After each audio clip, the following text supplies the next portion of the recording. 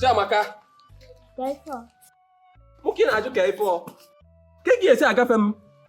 Mụ na ya ọgbọ ka esi gafe m ikenelọ m? Iwu gọvanọ Kinchu, ke nke ịbụ abụ. Na mbụ gọvanọ. Nya ma bụrụ gọvanọ na ịma nkene m ọkwa ya. Ma bụrụ gọvanọ ịma nkene m. Kọmọ nkene m ọsọ. Ni nkene m nkai. Nọkwa na anya o. Oli kene m wee kene. Jinjali na-akpọ nwa. Oke, ịchọ ikene n'anya dị. Ikene iwe kene ma dị. Mma ya ezi ọnụ. Apụgolu m na ị na-eyezi ọnụ. Mma ị na-eye akara gị nwawa ọnụ ka ị eyebe. Ị maghị ezi m ọnụ. Ihe buru m ọnụ bifo ụmụazị kịta. Enwekwazi ụmụazị na vileji ya. Onye ọwụna uzi eria. Ebe niile uzi Ọnịcha. Onye ọwụna na-ekiri mụzi nwa Ọnịcha nwa Obosi. Nwatakịrị kene m, ọ sị nnọọ ikene ya. O wee kene m. Nwerekwa ike m n'enya ka ọ kenekwazie m, ọ sị na ọ ma ihe ezi m ọnụ ọzọ. A na-eye na ọnụ eye biko nụ. Ekwu na obere nwa nke nziri akwa afụbeghị ya. Ha kasa wanda. Adimizi, ka anyị na-atamu na ụga ogolo nwa. Obere nwa nziri akwa sinsa afrọm ya, afrọm Alaija, afrọm mmiri nsọ.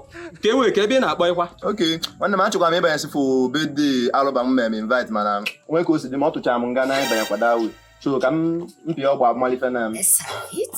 Ọnwụkwa onye alụ dị na vileji aga nke na ọ tụcha gị nga na ka ebe nga na ọtụ na-acha gị enuru ọ bụla ife nche eju.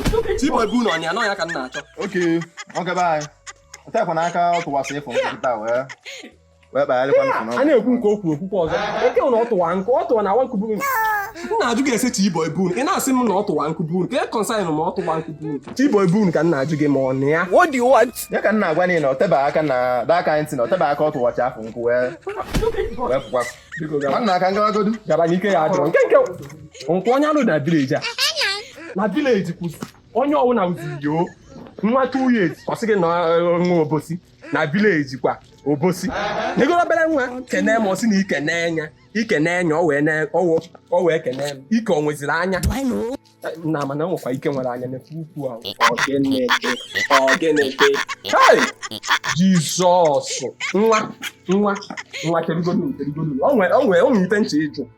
Ofu ife ka ntị ịjụ. Ọkwa onye vileji aka ewu.